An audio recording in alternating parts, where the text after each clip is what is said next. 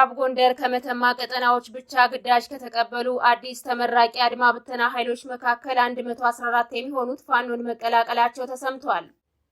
ምስራቅ ጎጃም ደብረ ማርቆስ ከተማ ዙሪያ የሚንቀሳቀሰው ስናን አባጅሜ ብርጌድ የፋኖ ኃይል ከንጉስ ተክለ ሃይማኖት ብርጌድ ጋር በመቀናጀት ባደረጉት የደፈጣ ውጊያ በጠላት ሰራዊት ላይ ከፍተኛ ጉዳት አድርሰዋል። አመነሰት ኢንተርናሽናል የኢትዮጵያ ኮሪደር ልማት ፕሮጀክት በአስቸኳይ እንዲቆም ጠየቀ። አመነሰት ኢንተርናሽናል በአዲስ አበባና በሌሎች አካባቢዎች ያለተገቢ ምክክር ወይንም ደግሞ ካሳ በግዳጅ ከቤት ማፈናቀል እየተፈጸመ መሆኑን በመጥቀስ የኢትዮጵያ ፌዴራል መንግስት የኮሪደር ልማት ፕሮጀክት በአስቸኳይ እንዲቆም ጠይቋል።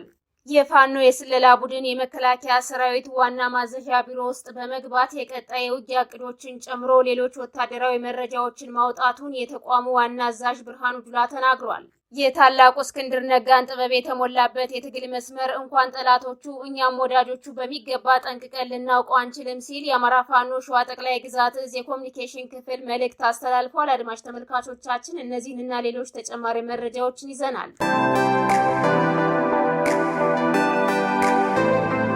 ሰላም ጤና ይስጥልን። የጥቁር አንበሳ ሚዲያ አድማጭ ተመልካቾቻችን እንደምን አምሽታችኋል? ዕለተ ረቡዕ ሚያዝያ 8 2017 ዓ.ም መረጃዎችን ይዘን ቀርበናል። ከዜናዎቹ ጋር ሰናይት አያሌው ነኝ። አብራችሁን ቆዩ። ወደ ዝርዝር መረጃዎች አልፋለሁ።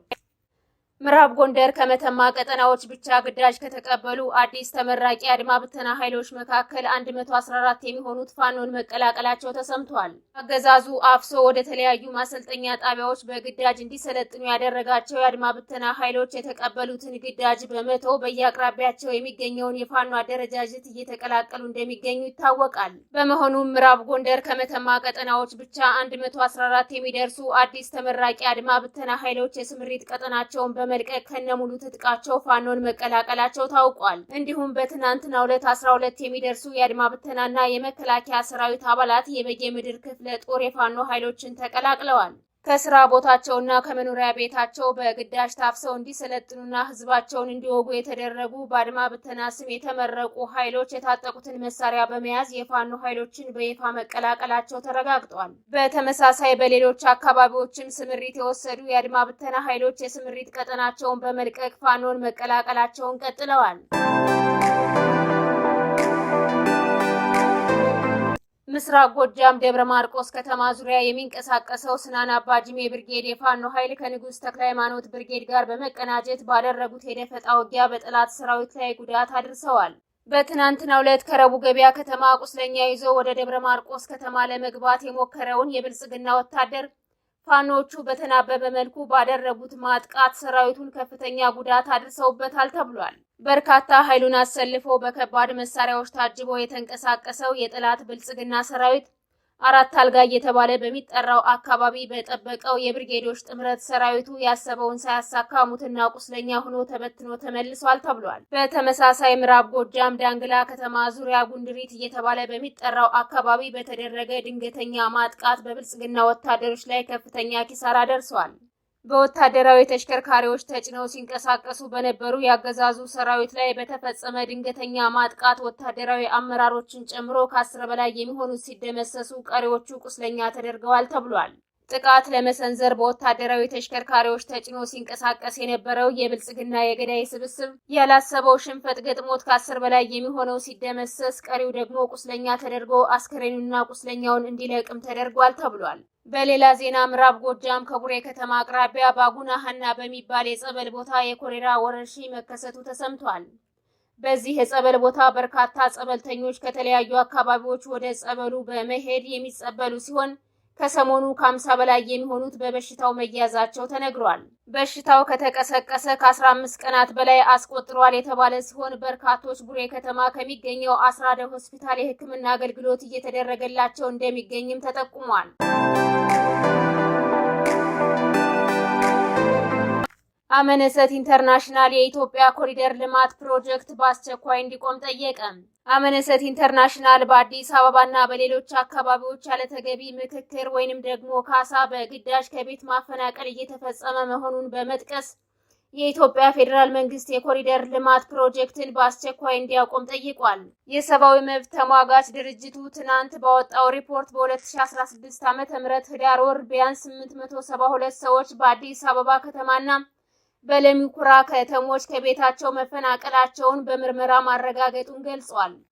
ከሰዎቹ ጋር በቂ ምክክር አለመደረጉን ማስጠንቀቂያ እንዳልደረሳቸውና ካሳም እንዳልተሰጣቸው ሪፖርቱ አመላክቷል። ማፈናቀሉ ከቁሳዊ ኪሳራዎች ባሻገር ማህበራዊና ስነ ልቦናዊ ተጽዕኖ አድርሷልም ብሏል። ቃለ መጠይቅ ያደረገላቸው ሰዎች ልጆቻቸው የአእምሮ ጤና ችግር እንዳጋጠማቸውና በመንግስት እንደተተው እንደተሰማቸውም ተናግረዋል።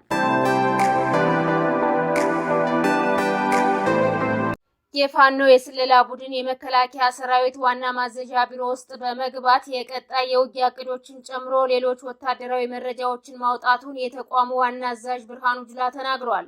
አብይ አህመድ በተገኘበት በመከላከያ ኤታማዦር ሹም ቢሮ ውስጥ በተካሄደው የግምገማ መድረክ ላይ ነው መረጃው በፋኖ መወሰዱን የተናገረው ተብሏል። ከሚያዝያ ወር ጀምሮ ሊያካሂዱት አቅደውት ስለነበረው የውጊያ ዘመቻና ሌሎች ወታደራዊ መረጃዎች በፋኖ ስለመወሰዳቸው ገልጾ በተቋሙ ውስጥ ፋኖ ሰርጎ ገብቶብናል ሲልም ተናግሯል። ይህም በጠቅላይ ኤታማዦር ሹም ቢሮ በኩል ከፍተኛ ድንጋጤ የፈጠረ ሲሆን ይህንንም በተመለከተ አብይ አህመድ በተገኘበት በመከላከያ ኤታማዦር ሹም ቢሮ ውስጥ ጥብቅ ግምገማ መካሄዱ ታውቋል። በግምገማው ላይ የተገኘው አብይ አህመድ የመከላከያ ሰራዊት ተቋም ውስጥ ፋኖ ሰርጎ ገብቷል፣ ስለሆነም የተቋሙ አመራሮች በአስቸኳይ እንዲፈተሹና ማጣራት እንዲካሄድባቸው የሚል አቅጣጫ አስቀምጧል ነው የተባለው። ከዚህ ጋር በተያያዘ ክረምት ከመግባቱ በፊት የክልሉ የጸጥታ ኃይል በስፋት የተሳተፈበት ፋኖን የማጥቃት ዘመቻ ለማድረግ በአገዛዙ ኃይል ከፍተኛ ዝግጅት እየተደረገ እንደሚገኝ ተሰምቷል። በዚህ ዝግጅት ውስጥም በክልሉ የጸጥታ ኃይል መሪዎች ላይ አረጋ ከበደ ሹምሽር ስለማድረጉም ጭምር ተጠቁሟል። በታሰበው የቀጣይ ዘመቻም አዲስ ኃይልና አዲስ አመራር ያስፈልጋል በሚል በኮማንድ ፖስቱ የተሰጠውን አቅጣጫ ተከትሎ የአድማ ብተና አመራሮችን እስከታች ድረስ ለማዋቀርና ሹመት ለመስጠትም ስለመታቀዱ ተነግሯል። ከክረምት በፊት ይካሄዳል በተባለው ዘመቻ የክልሉ የጸጥታ ኃይልና ከመከላከያ ከእግረኛ እስከ መካናይዝድ እንዲሁም የአየር ኃይል እንዲሳተፍበት መታቀዱ ተሰምቷል። ታላቁ እስክንድር ነጋን ጥበብ የተሞላበት የትግል መስመር እንኳን ጠላቶቹ እኛም ወዳጆቹ በሚገባ ጠንቅቀን ልናውቀው አንችልም ሲል የአማራ ፋኖ ሸዋ ጠቅላይ ግዛት እዝ የኮሚኒኬሽን ክፍል መልእክት አስተላልፏል። ታላቁን ድምጽ በሰሙ ቁጥር ጸበል እንደገባ ሰይጣን የሚያስለፈልፋቸው፣ ድምጹን በሰሙ ቁጥር እንደ ብዱሻ የሚያደርጋቸው፣ ከውሸት ተዛምደው እውነትን ለመጋፈጥ የሚያስጨንቃቸው፣ እርሱን የጎዱ መስሏቸው የመሪያችንን ታላቅነት ለኛ ለልጆቹ በሚገባ እንድናውቀው ስላደረጉን ከልብ እናመሰግናለን ብሏል። የአማራ ፋኖ ህዝባዊ ድርጅት አፋድ ዋና ሰብሳቢ ታላቁ እስክንድር ነጋ ለአማራ ህዝብ የህልውና ትግል እየከፈለው ባለው በርካታ መስዋዕትነት በተሻለ መልኩ ዛሬ እርሱን የሚፈሩት ጠላቶቹ ያወጡት የድምጽ ቅጅ ጀግናው መሪያችን የአማራን ህዝብ ትግል በድል ለመቋጨት የሄደበትን የውስጥ ርቀት ህዝባችንና የአማራ ፋኖ ታጋይ ከመቼውም ጊዜ በላይ መሬት ላይ ያለውን እውነት እንዲረዳ አድርጎታል ተብሏል። ጠላቶቻችን እኛን የጎዱ መስሏቸው ያልተረዳነውን የመሪያችንን ድብቅ የትግል ስትራቴጂክ በሚገባ እንድናውቅ አድርገውናል። ሰሞኑን የአማራ ህዝብ ታሪካዊ ጠላቶች የሳልሳዊ ባዲን ውላጅ የኦህዴድ ብልጽግና ነባርና አዲስ ተላላኪዎች የታላቁን የመሪያችንን የእስክንድር ነጋን የድምጽ ቅጅ ይዘው ሙሉ መልእክቱን ሳያዳምጡ ከማን ጋር እንደተነጋገረ እንኳን ሳያውቁ በምን ጉዳይ እንደሚነጋገሩ በሚገባ ሳይረዱ ድምጹን ስለሰሙ ብቻ ወደ አደባባይ ይዘው በመውጣት እንደ ቁራ እየጮሁ ይገኛሉ ሲልም ገልጿል። ይህ የድምጽ ቅጅ ምንም እንኳን ወታደራዊ ሚስጥር ቢሆንም የውስጥና የውጭ ጠላቶቻችን ምንም የማያውቀውን የዋሁን ህዝባችንን ውዥንብር ውስጥ ለመክተት ቢሞክሩም እኛ ግን የመሪያችንን የታላቁን የትግል ዲፕሎማሲ ርቀት በማየታችን እጅግ ኮርተንበታል ብሏል። እውነትም እርሱ ታላቁ ነው። ሰፈር ውስጥ የሚርመጠመጥ መሪ ከፈለጋችሁ ልታገኙት አትችሉም። እውነት የት እንዳለች ጠንቅቀን የምንረዳ የአማራ ፋኖ ታጋይ በመሆናችን ነፋስ በነፈሰ ቁጥር የሚዋዥቅ አቋም የለንምና በመሆኑም ሰፊው ህዝባችንና መላው የአማራ ፋኖ ታጋይ አይተኬ መስዋዕትነት የተከፈለበትን ትግላችንን ከጠላፊዎች በመጠበቅ ከመሰሉ ዥንብሮች ራሳችሁን እንድትጠብቁ ጓዳዊ መልእክታችንን ማስተላለፍ እንወዳለን ሲል ጠንከር ያለ መልእክቱን አስተላልፏል።